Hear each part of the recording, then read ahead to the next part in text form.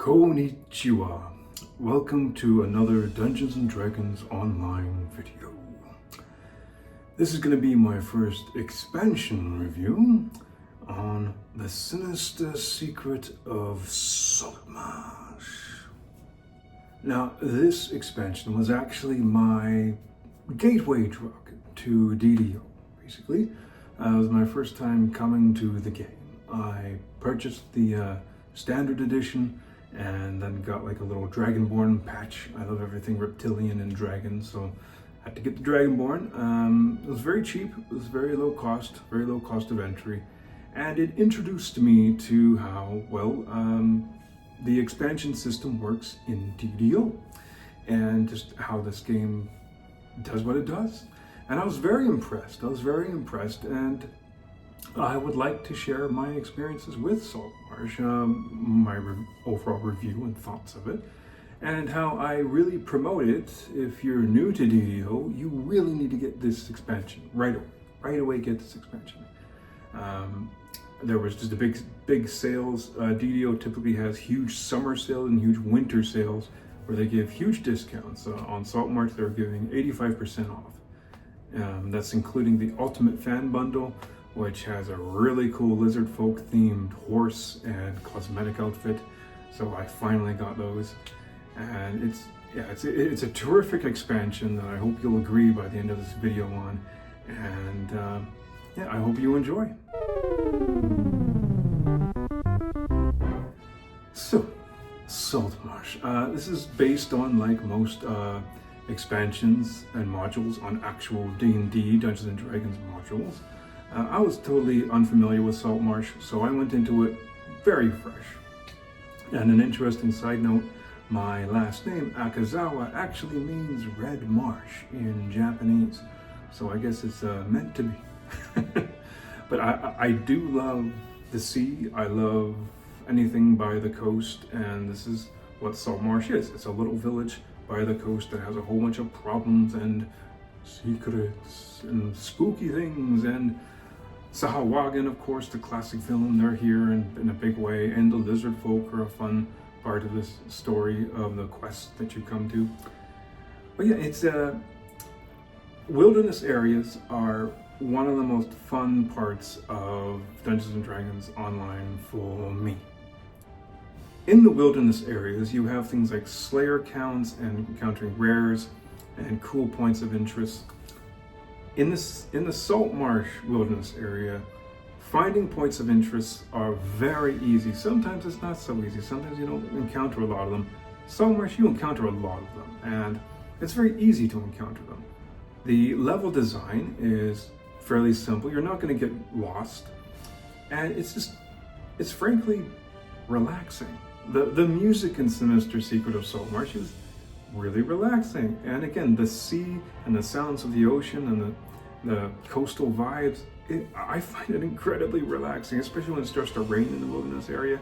Oh, that's my happy spot. But there's lots of rares to come across as well, along with the points of interest, and it just I think it creates a really fantastic entry to Dungeons & Dragons Online. And the cool thing is that expansions in DDO do this thing where there's heroic levels from 1 to 20, and then there's epic levels from 20 to 30, and then from 30 up are the legendary or end game levels.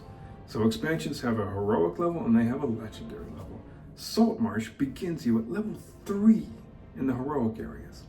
So this was a bit of a revelation for me coming to this game from games like World of Warcraft and Guild Wars 2 and those kinds of games like that, in which the expansions are always at the end. You know, you have to level up to 80 or 60 or whatever, and then you get to the big expansion end game content. It's all there. Dungeons & Dragons Online doesn't do that. They have the end game version is where you get all the best loot, and it gets harder.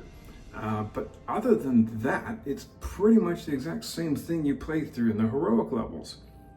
So this was really amazing to me to play through this expansion at level 3, and the leveling, just like everything else in Dungeons & Dragons Online, is rather unique. It's that each one level counts for 5 levels essentially, and that you have to fill up a bar 5 times, and then you level up to like level 2 and then level 3.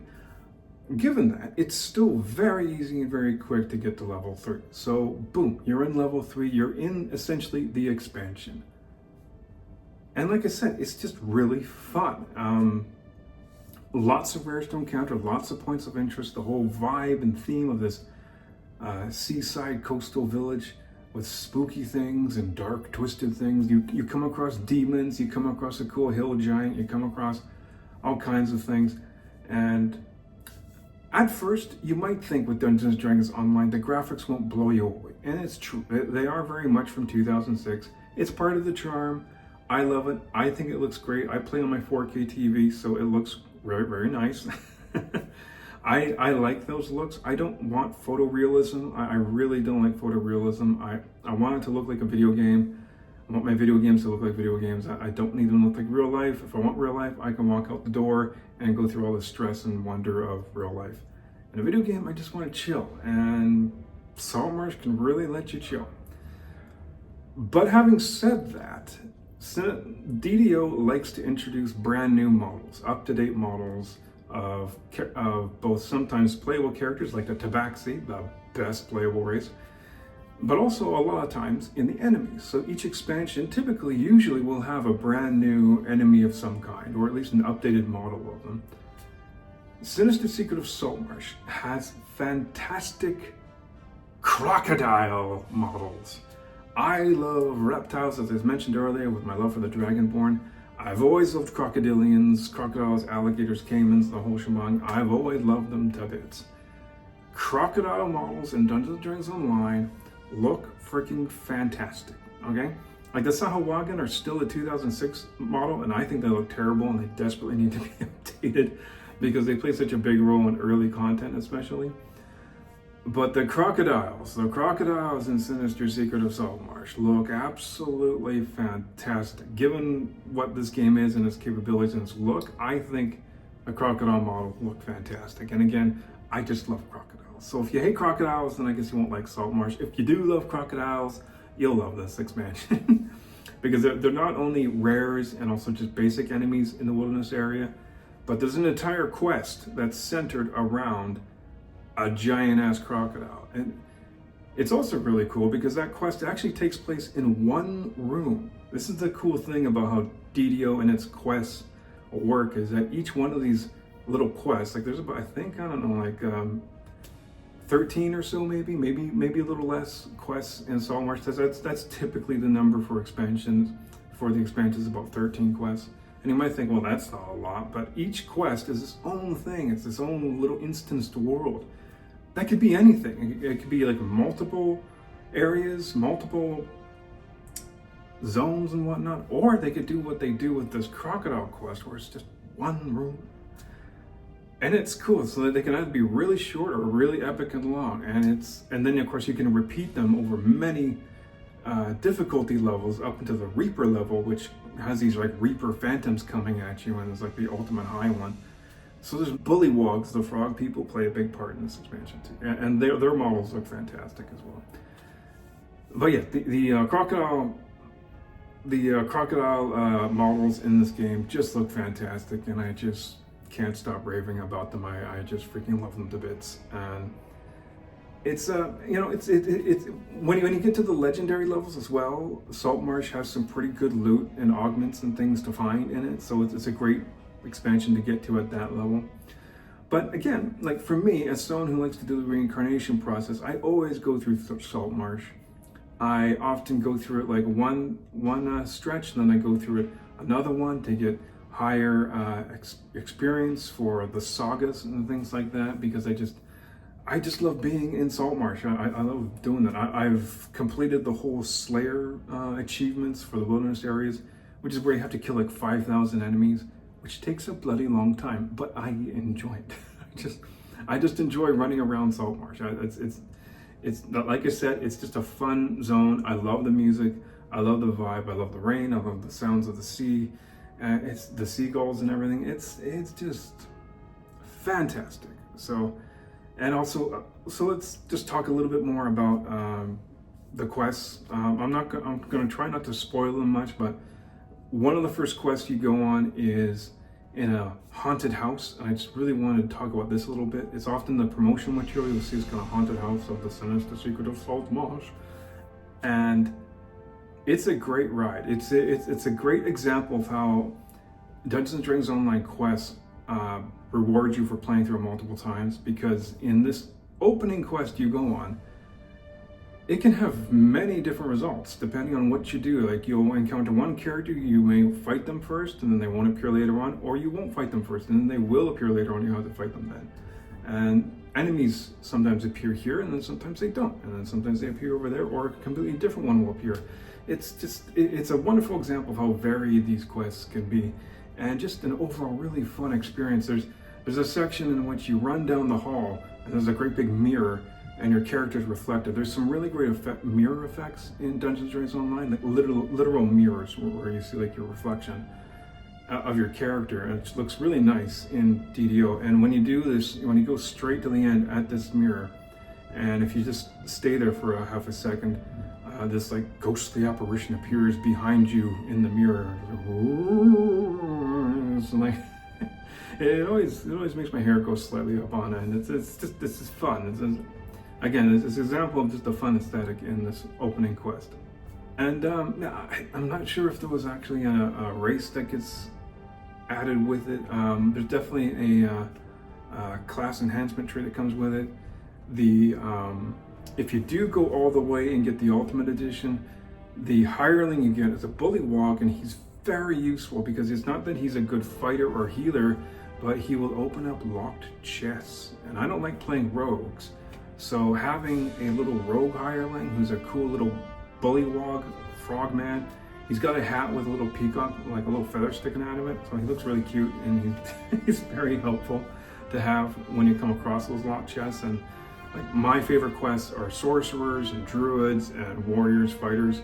I'm not big into the whole rogue type class, so having a hireling, gold seal hireling, which means you can summon them as many times as you want. Typically hirelings will only have a certain amount of times you can summon them. Gold seal hirelings, the ones you get with the expansions, are always special ones. They always have a really nice model, as this bullywog does, and I do highly recommend going all the way to the Ultimate Fan Bundle, but if you can't do that big price, then just get the basic one to start you off on a really nice, positive leveling journey in Dungeons & Dragons Online. And I mean, many people that I've seen talk about Sinister Secret of Saltmarsh, I found it funny because many of the people that I've seen talk about it aren't very impressed by it. And I was just sitting back going like, really? I mean, I love this thing. I freaking love this expansion for all the reasons I've just been going over and gushing over it. I think it's absolutely fantastic. And it's one of my favorites by far. So, I guess there's not much more to be said about that from me. What do you think of the Sinister Secret of Saltmarsh? Have you played it? Are you completely new to DDO? Has this made you want to take the bite? I don't like a crocodile. I guess I love Crocs. I even love the actual footwear Crocs too. Yes, I'm a Croc wearer. I'm a freaking comfortable man, okay? And I like the look, okay? Anyways, do let me know. Give me a like and subscribe. I'll be making more DDO content and talking about all the expansions. There's many expansions for this game. Not all of them are great. There's some stinkers, but the majority are pretty damn nice, especially given how cheap the standard editions are for pretty much all of them. And then when you factor in the huge discount sales that happen at least twice a year, I think it's a really great deal. I love leveling from 1 to 20 just in the expansion content. I just find that really fun. And it's really great that we have, as one of the first ones, the Sinister Secret of Saltmarsh. And it's a top grade expansion for me. It's technically termed as a mini expansion, but it's a full expansion to me, and I love it a bit. So I guess that's all I'll say for that. And for now, I hope you've had a lovely day, and Kalua Kalego Fragilis Day. I'll see you next time. Sayonara.